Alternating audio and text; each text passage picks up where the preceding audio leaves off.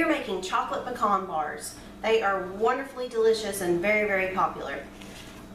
There are two packages, or there's one little separate package inside, and it's your crust mix. So we're going to take the crust mix out, and we're going to pour the crust mixture into a 9x13 pan. And we're going to pour half a cup of melted margarine or butter all on top. And then you're just going to mix it up and pat it down to make a crust.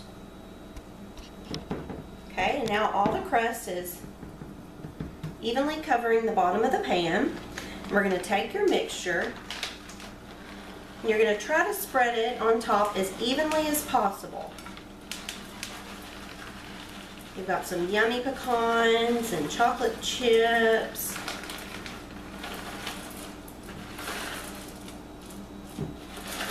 And then a little package of coconut that's separate.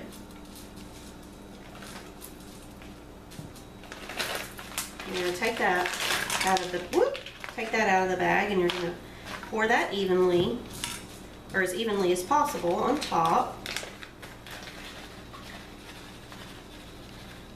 And then after you add your coconut, you just have one more ingredient that you have to purchase to complete the mix.